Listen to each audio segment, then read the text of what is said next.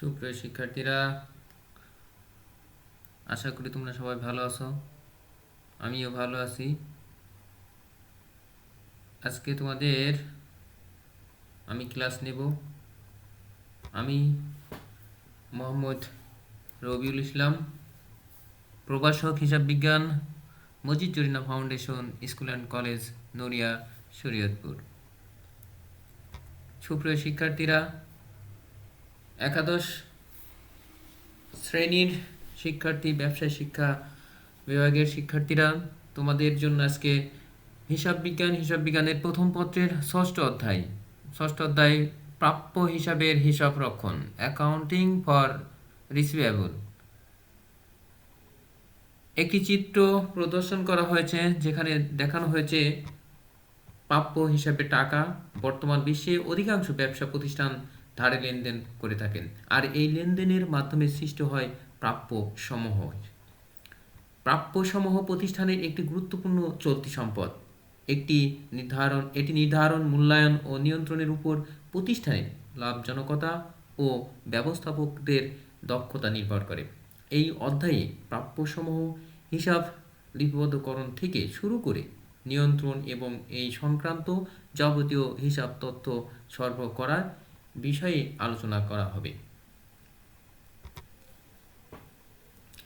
এই অধ্যায়ের পাঠ শেষে শিক্ষার্থীরা তোমরা যে বিষয়গুলো জানতে পারবে: বিভিন্ন ধরনের প্রাপ্যসমূহ চিহ্নিত করতে পারবে, সন্দেহজনক পাওনা সঞ্চিতি অনাদি পাওনা হিসাবে সমন্বয় করতে পারবে, সন্দেহজনক পাওনা সঞ্চিতিকে সমন্বয়পূর্বক প্রাপ্য হিসাব তৈরি করতে পারবে, অবলোকনকৃত অনাদি পাওনা আদায় হিসাবভুক্ত করতে পারবে, প্রাপ্য নোট প্রস্তুত ও বিক্রয়ের দাখিলা হিসাবের বইতে লিপিবদ্ধ করতে পারবে।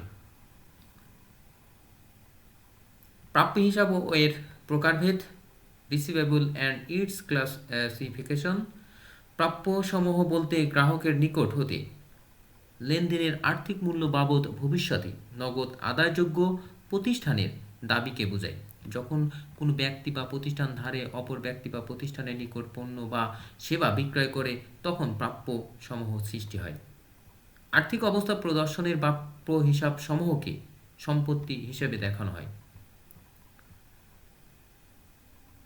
প্রাপ্যসমূহ প্রতিষ্ঠানের বিনিয়োজিত মূলধনের উপর গুরুত্বপূর্ণ প্রভাব বিস্তার করে। যদি প্রতিষ্ঠানের প্রাপ্য আদায় ধীর গতিসম্পন্ন হয়, তাহলে মূলধন ব্যয় বেড়ে যায়।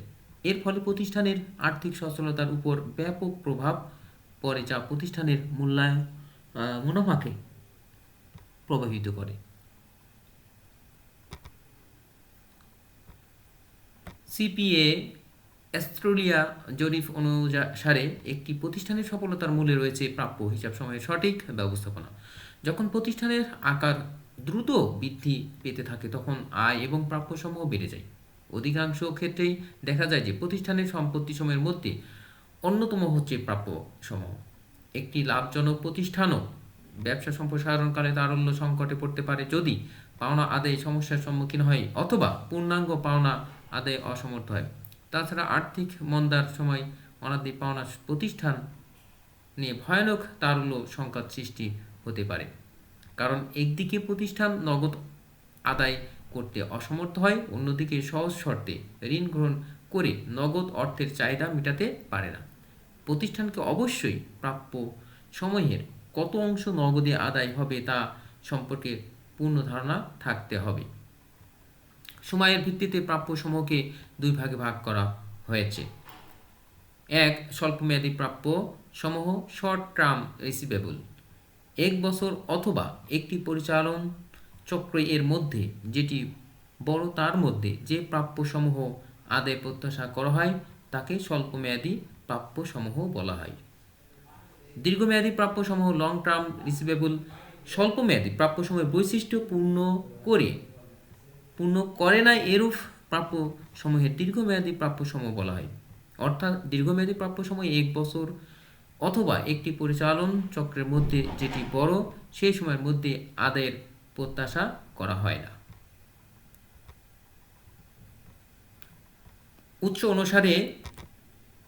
উৎস অনুসারে প্রাপ্য সমূহকে আবার নিম্নোক্ত ভাগে ভাগ করা হয়েছে। প্রাপ্যসমূহ প্রথমত দুইটি ভাগ করা হয়েছে, একটি ব্যবসায়ী প্রাপ্যসমূহ, অপরটি হচ্ছে অব্যবসায়ী প্রাপ্যসমূহ।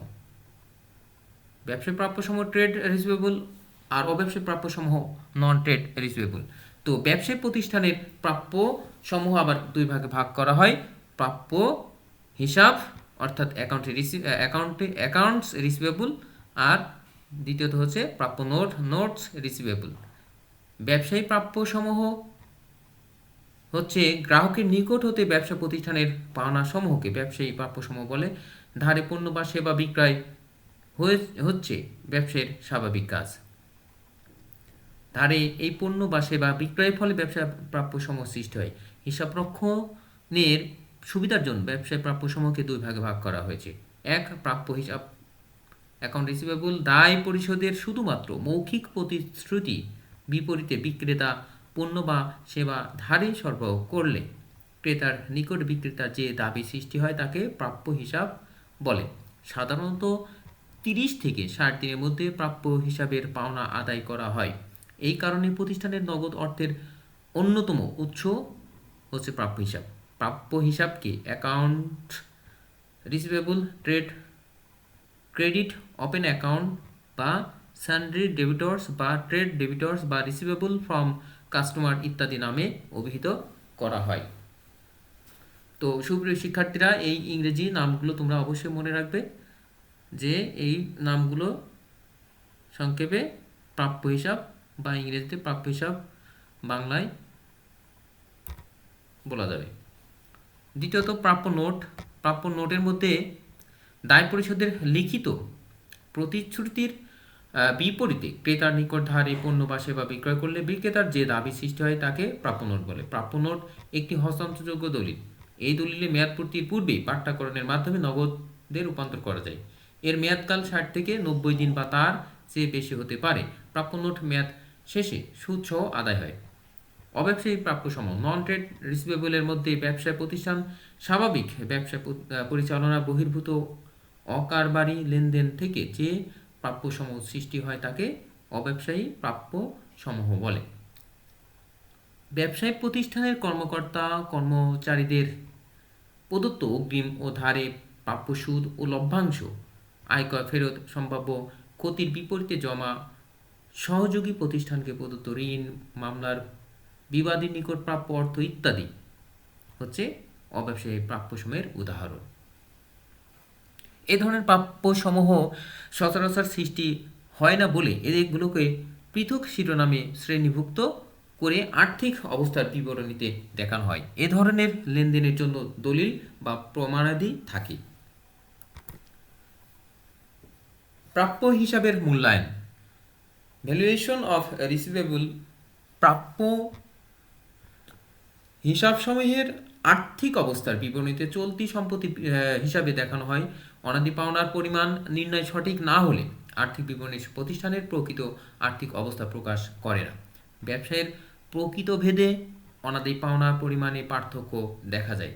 প্রাপ্য সমূহে যত পুরাতন হয় প্রাপ্য হিসাবসমূহের মূল্য তত হ্রাস পায়, কারণ এক্ষেত্রে প্রাপ্য হিসাবের পাওনা আদায়ের ঝুঁকি বেড়ে যায়। ধারে পণ্য বা সেবা বিক্রয়ের পর বিভিন্ন কারণে প্রাপ্য হিসাব হতেই সম্পূর্ণ পাওনা আদায় করা যায় না, যেমন ক্রেতা দেউলিয়া ঘোষিত হলে, আর্থিক অসচ্ছলতা ও মৃত্যুর কারণে, এবং ব্যবসা বন্ধ বা পরিবর্তন করলে ইত্যাদি। এরূপ অনাদি পাওনাকে ব্যবসায়ের স্বাভাবিক ক্ষতি হিসেবে বিবেচনা করা হয় এবং ব্যবসার অন্যান্য পরিচালন ব্যয় যেমন বেতন, ভাড়া ইত্যাদি মতো আয় বিবরণীতে খরচ হিসেবে দেখানো হয়। প্রাপ্য হিসাব মূল্যায়নের পদ্ধতি হলো দুইটি। প্রথম পদ্ধতি হচ্ছে ভবিষ্যৎ ব্যবস্থা পদ্ধতি, অ্যালাউন্স অর প্রভিশন মেথড। দ্বিতীয়ত প্রত্যক্ষ অবলোকন পদ্ধতি, ডাইরেক্ট রাইট অফ মেথড ইংরেজিতে বলে। তো ভবিষ্যৎ ব্যবস্থা পদ্ধতিতে অ্যালাউন্স অর প্রভিশন মেথডে যেসব প্রতিষ্ঠান অধিক পরিমাণে ধারে বিক্রয় করে ওইসব প্রতিষ্ঠানের হিসাব রক্ষকগণ অনাদি পাওনা মূল্যায়নের জন্য ভবিষ্যৎ ব্যবস্থা পদ্ধতি অনুসরণ করে। এক্ষেত্রে কোনো ক্রেতার নিকট হতে পাওনা আদায় হবে না, যা যাচাইয়ের জন্য প্রতিষ্ঠান অপেক্ষা না করে অনুমানের ভিত্তিতে অনাদি পাওনা খরচ হিসেবে হিসাবভুক্ত করে। প্রতিষ্ঠানের পূর্বে অভিজ্ঞতার ভিত্তিতে মোট অনাদায়ী পাওনা অনুমান করা হয়। ব্যবসা প্রতিষ্ঠান অনাদায়ী পাওনা খরচকে আয় বিবরণীতে ব্যয় হিসেবে দেখায় এবং অনাদায়ী পাওনা সঞ্চিতি নামে একটি হিসাব তৈরি করে, যা আর্থিক অবস্থার বিবরণীতে প্রাপ্য হিসাব থেকে বাদ দিয়ে নেট প্রাপ্য হিসাব দেখানো হয়। এই পদ্ধতিতে তিনটি বৈশিষ্ট্য রয়েছে, যথা অনাদায়ী পাওনা পরিমাণ অনুমান করা হয়, এই অনুমিত অনাদায়ী পাওনাকে খরচ হিসেবে বিবেচনা করা হয় এবং একে সংশ্লিষ্ট হিসাবকালের রাজস্ব আয়ের সাথে সমন্বয় করা হয়। খ অনুমিত অনাদায়ী পাওনা ক্ষেত্রে হিসাবকাল শেষে সমন্বয় এন্ট্রির মাধ্যমে অনাদায়ী পাওনা খরচকে ডেবিট এবং অনাদায়ী পাওনা সঞ্চিতি হিসাব ক্রেডিট করা হয়। অনাদায়ী পাওনা সঞ্চিতি হিসাব তৈরি করার যৌক্তিকতা হলো প্রাপ্য হিসাব বাবদ প্রকৃত অনাদায়ী পাওনা নির্ধারণ করে আর্থিক অবস্থার বিবরণীতে উপস্থাপন করা। এর ফলে আয় বিবরণীতে হতে প্রকৃত নিট মুনাফা ও আর্থিক অবস্থার বিবরণীতে নিট প্রাপ্য হিসাব জানা সম্ভব হয়। গ যখন কোনো একটি নির্দিষ্ট হিসাবকে অবলোকন করা হয় তখন প্রকৃত অনাদায়ী পাওনার জন্য সন্দেহজনক পাওনার সঞ্চিতি হিসাবকে ডেবিট এবং প্রাপ্য হিসাব ক্রেডিট করা হয়। প্রত্যক্ষ অবলোকন পদ্ধতিতে যেটি হবে, অনাদায়ী পাওনা হিসাব রক্ষণের বিকল্প পদ্ধতি হচ্ছে প্রত্যক্ষ অবলোকন পদ্ধতি। এই পদ্ধতি অনুসারে প্রাপ্য হিসাব হতে অনাদায়ী পাওনা আদায় করা যাবে না। এরূপ সিদ্ধান্ত স্থির না করা পর্যন্ত অনাদায়ী পাওনা হিসাবভুক্ত করা হয়। অনাদায়ী পাওনা নিশ্চিতভাবে নির্ধারিত হলে অনাদায়ী পাওনা খরচকে আয় বিবরণীতে ডেবিট ও প্রাপ্য হিসাবকে ক্রেডিট করে অবলোকন করা হয়। অনাদায়ী পাওনা খরচ হিসাবভুক্ত করা যাবে না। দাবিদার ছকে অনাদায়ী পাওনা খরচ হিসাব ডেবিট, প্রাপ্য হিসাব ক্রেডিট, অর্থাৎ প্রত্যক্ষ অবলোকন পদ্ধতিতে অনাদায়ী পাওনা খরচ হিসাব ডেবিট, প্রাপ্য হিসাব ক্রেডিট। আর ঠিক এই একই লেনদেনের জন্য ভবিষ্যৎ ব্যবস্থা পদ্ধতিতে হবে কি, অনাদায়ী পাওনা সঞ্চিত হিসাব ডেবিট, প্রাপ্য হিসাব ক্রেডিট। এটা তোমরা অবশ্যই মনে রাখবে যে অনাদায়ী পাওনা খরচের জন্য প্রত্যক্ষ অবলোকন পদ্ধতিতে এটা, আর ভবিষ্যৎ ব্যবস্থা পদ্ধতিতে উল্টা হবে কি, অনাদায়ী পাওনা সঞ্চিত হিসাব ডেবিট আর প্রাপ্য হিসাব ক্রেডিট। তো এই পদ্ধতি দুটির কারণে ত্রুটিপূর্ণ যে ব্যবস্থা, যেটি একে আর্থিক অবস্থা বিবরণীতে প্রাপ্য হিসাব সময়ের মোট গ্রোস অ্যামাউন্ট প্রদর্শন করা হয়, অর্থাৎ প্রাপ্য হিসাব সমূহকে তাদের নিট নগদ আদায়যোগ্য মূল্য অর্থাৎ নিট ক্যাশ রিলিজেবল ভ্যালু প্রদর্শন করা হয় না। এর মূল কারণ হচ্ছে ক্ষতি সম্পূর্ণরূপে নিশ্চিত না হওয়া পর্যন্ত ক্ষতিকে এই পদ্ধতিতে স্বীকার করা হয় না। যখন ক্ষতি নিশ্চিত হওয়া যায় ঠিক তখনই প্রাপ্য হিসাবের সাথে তা সমন্বয় করা হয়। চলতি হিসাবকালের রাজস্ব ধারে বিক্রয়ের বিপরীতে অনাদায়ী পাওনাকে খরচ বা ক্ষতি হিসেবে ধার্য করা না হলে আয় ব্যয়ের মিলকরণ সঠিক হবে না, ফলে আয় বিবরণীতে প্রকৃত লাভ বা ক্ষতি প্রকাশ করবে না।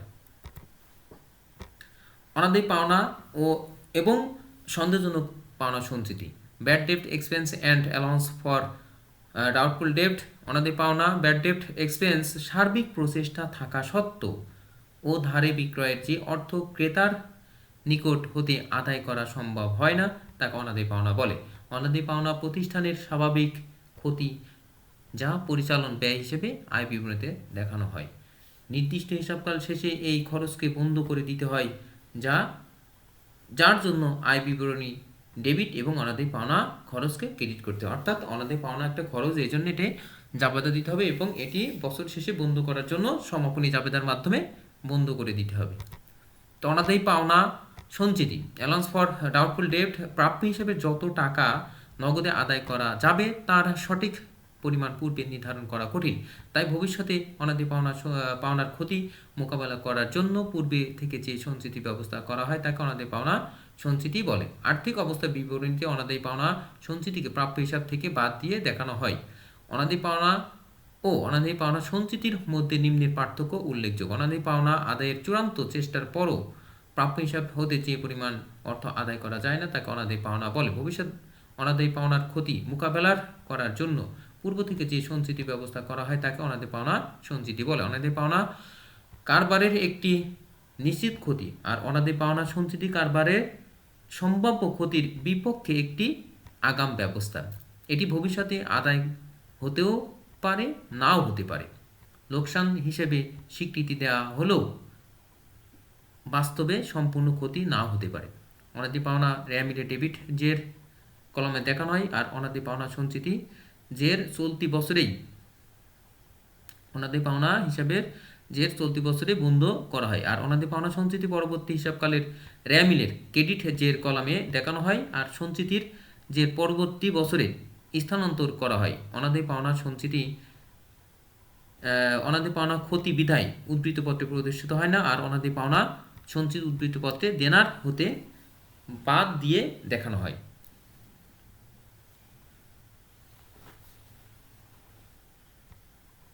অনাদি পাওনার মাধ্যমে কোনো গোপন সঞ্চিতি সৃষ্টি করা যায় না।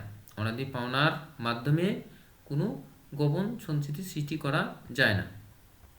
অনাদি পাওনা সঞ্চিতির মাধ্যমে অনেক সময় গোপন সঞ্চিতি সৃষ্টি করা যায়।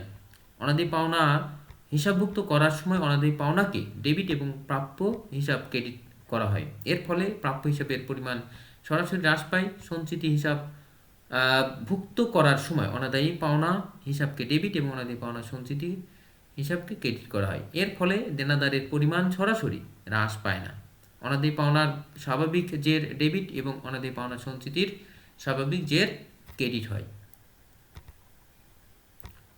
তো অনাদায়ী পাওনা এবং সন্দেহজনক পাওনা সঞ্চিতির হিসাব রক্ষণ যেভাবে হবে, অনাদায়ী পাওনা ও অনাদায়ী পাওনা সঞ্চিতির হিসাব রক্ষণের পদ্ধতি হলো দুইটি। প্রত্যক্ষ পদ্ধতি, যেটি আমরা ইতিপূর্বে দেখাইছি, যেসব প্রতিষ্ঠান ধারে পণ্য বিক্রয় অনাদায়ী পাওনার পরিমাণ নগদে যে প্রতিষ্ঠান প্রত্যক্ষ পদ্ধতি ব্যবহার করে, যেমন মোবাইল কোম্পানি, জুয়েলারি ব্যবসা ইত্যাদি, এই পদ্ধতি অনাদায়ী পাওনা সরাসরি প্রাপ্য হিসাবের সাথে সমন্বয় করে। প্রত্যক্ষ পদ্ধতি অনাদায়ী পাওনা হিসাবভুক্ত করার ক্ষেত্রে অনাদায়ী পাওনা খরচ হিসাব ডেবিট আর প্রাপ্য হিসাব ক্রেডিট।